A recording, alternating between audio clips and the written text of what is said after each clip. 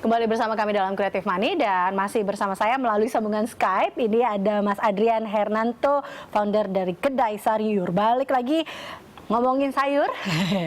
Mas, ini tadi ya, udah berapa banyak sih sebenarnya tukang sayur yang ikut gabung dengan Kedai Sayur ini? Oh, member kita udah 5.000 lebih per hari ini. Wow, ini sudah tersebar di seluruh Jakarta atau Jabodetabek?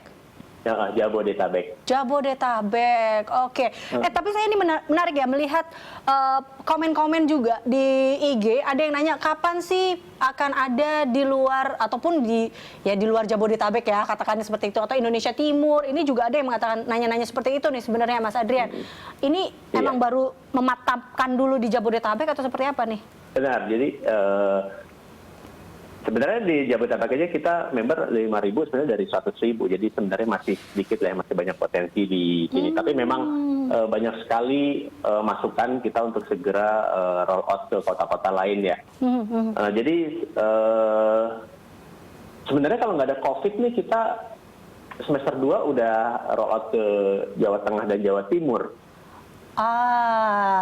Tapi karena kita ini work from home dulu, jadi kayaknya kita tunda setelah semuanya kembali normal ya. Nah, ini ngomongin COVID-19 nih, Mas Adrian.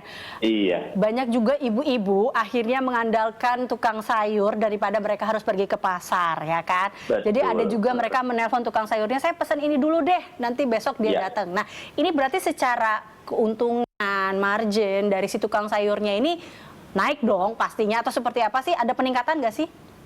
Oh iya, jadi kalau order dari tukang sayur memang semenjak Maret minggu pertama kali ya, kita continuously growth luar biasa sih. Nah, cuma yang menarik sebenarnya pada saat kita COVID, ada dua pihak loh ya sebenarnya yang butuh bantuan ya. Yang pertama tukang sayur, kemudian yang kedua itu justru farmer. Karena selama ini distribusi produk fresh produce itu kan melalui distribusi channel konvensional ya. Di situ pasar induk, pasar lokal. Nah, ini kan terdisrupt sebenarnya dengan COVID ya, di mana kita mengurangi gitu. Nah, jadi dari sisi farmer mereka butuh offtake karena mereka kesulitan untuk menyalurkan barangnya, dan ibu-ibu butuh continuous supply nih, karena pasarnya tutup. Betul. Nah, jadi justru kita belakangan giat sekali membentuk koneksi langsung dari farmer ke rumah tangga. Oh, berarti ada kerjasama juga dong sama para petani ini, Mas Adrian? Betul, baru 2 minggu lalu ya kita MOU dengan Dirjen Pertanian sebenarnya untuk kita piloting di Cianjur, bagaimana mereka menggunakan platform Kedai Sayur untuk memanage output dari farmernya, kemudian distribusi lokal di Cianjur sekaligus kirim ke Jakarta untuk di rumah tangga Jakarta. Di awal Anda membangun bisnis ini, Mas Adrian, ini kan tadi dari bertiga itu kan melihat dengan kekhawatiran ataupun teman-teman tukang sayur kita seperti itu. Ini nanti bagi profitnya itu seperti apa sih sebenarnya, atau bagaimana ya sistem kerjasamanya itu seperti apa sebenarnya, Mas Adrian? Kalau dengan mitra sayur kita, memang kita ada harga di etalase, mereka tinggal beli gitu. Nah, cuma Kedai Sayur sendiri sejak awal sudah melakukan survei kan di seluruh pasar mereka, sehingga kita guarantee bahwa produk di Kedai Sayur lebih bagus, kita guarantee supply dan harganya bersaing. Jadi kalau kita perhatiin ya case di kita, kalau tukang sayur baru on board di kita itu biasanya order size dia itu sekitar 300-400 ribu lah per order. Nah, setelah 3 bulan, 6 bulan itu rata-rata udah di atas 1 juta rupiah. Oh, oke. Jadi kayaknya mereka terbantu juga dengan harga lebih bagus dan modal kerja ya, karena mereka bisa naikin order loh tanpa modal kerja. Karena ke kita itu bayar setelah mereka jualan ke pelanggannya mereka. Ini jumlah transaksi, paling kita lihat perbandingannya itu berapa sih sebelum COVID dan saat COVID saat ini, Mas Adrian? Jadi selama during COVID itu week to week itu growth antara 25-30% loh. Wow. Jadi ini sebenarnya ya bukan apa ya kebahagiaan di tengah pandemi, tidak ya. Tapi memang itu ternyata memang dibutuhkan ya saat-saat ini adalah karena stay at home. Jadi mau nggak mau Iya. kita juga harus seperti itu ya, memanfaatkan itu. Nah ini apa sih kalau kita lihat kendalanya juga Mas Adrian, bahwa saya yakin mungkin tidak semua di balik kisah sukses tadi ya, di balik kisah tukang sayur yang mau bergabung, pasti ada juga dong sebuah penolakan itu. Atau ada nggak sih memang kendala-kendala yang memang dihadapi oleh kedai sayur sendiri, Mas Adrian? Wah, ada.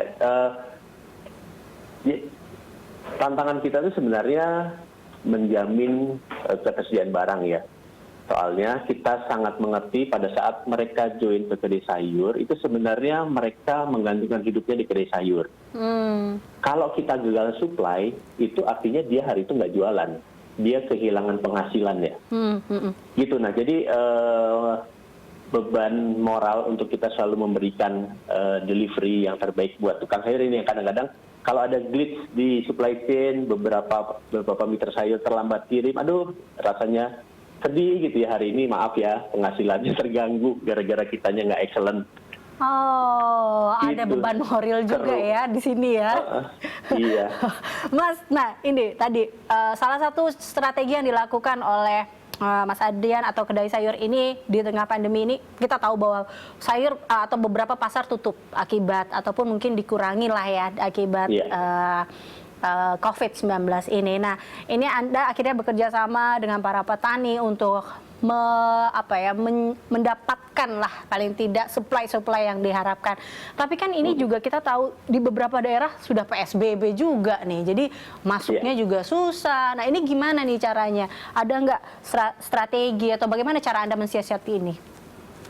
Justru kita semua yang bergerak di bidang logistik dan bahan pangan kan sebenarnya didukung penuh ya oleh pemerintah untuk tetap beroperasi dan menjamin kelancaran distribusi ya, soalnya itu sangat krusial. Jadi selama ini sih PSBB untuk kedai sayur sendiri tidak terlalu ada impact. Justru kita terasa dibantu sebenarnya dengan pemerintah ya.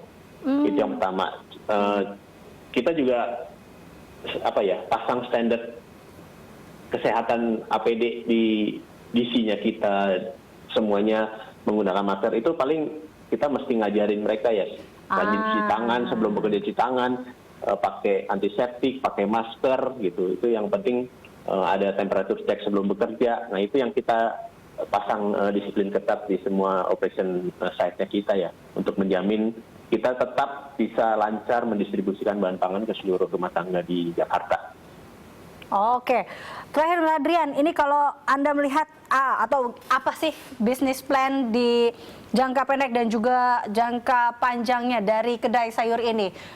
Jadi kalau kita lihat sebenarnya problem mengenai kualitas fresh produce, kemudian sustainable supply, kemudian efisien logistik, itu sebenarnya problem yang dihadapi oleh semua pelaku di fresh produce nih, bukan cuma tukang sayur ternyata. Gitu. Jadi pemilik restoran pun mengalami masalah yang sama. Kemudian rumah tangga pun sebenarnya pengen hal yang sama ya. Jadi memang ke depan kita harus melengkapi portfolionya kita, tukang sayur, kemudian hotel, restoran, kafe ya. Nah, awalnya kita udah mulai sebenarnya supply ke hotel, restoran, kafe, tapi dengan COVID ini mereka kan terimpact cukup besar ya. Terdampak gitu, juga ya. Jadi segmen itu turun. Tapi ke depan saya pikir sih combining the whole portfolio itu penting, karena pada saat kita mengambil barang dari petani, itu kita harus mengambil all grade. Padahal sebenarnya tukang sayur itu dia hanya ngambil grade B saja, sesuai dengan segmen marketnya dia. Gitu. Nah, warteg itu kan dia grade C ya. Jadi kalau kita punya complementary portfolio di depan, kita jauh lebih mudah menjamin sustainability supply dari farmer. Nah, ini combining hulu dan hilir ini yang sangat krusial ke depan ya. Wow, berarti kalau saya ketemu tukang sayur dengan payung yang sudah pakai kedai sayur, nah itu berarti sayur-sayurnya juga grade-nya udah oke ya? Udah oke, standar itu. Wah, oke, baik, thank you, terima kasih Mas Adrian. Sukses selalu, sehat selalu ya, biar nanti ini Terima mungkin kasih ditunggu-tunggu nih. Banyak tukang sayur yang akhirnya pakai payung kedai sayur ini ya. Iya, tetap makan sayur, makan buah ya. Oke, tetap makan sayur, makan buah, stay at home. Thank you Mas Adrian, terima kasih telah bergabung bersama kami dalam Creative Money. Ya, pemirsa, tentunya sampai di sini kebersamaan kita dalam Creative Money, dan sampai jumpa pekan depan. Saya Eliza Hasan undur diri, tentunya tetap di rumah, tetap jaga jarak, tetap jaga kesehatan, pakai masker, jangan kemana-mana. Saya Eliza Hasan undur diri, sampai jumpa.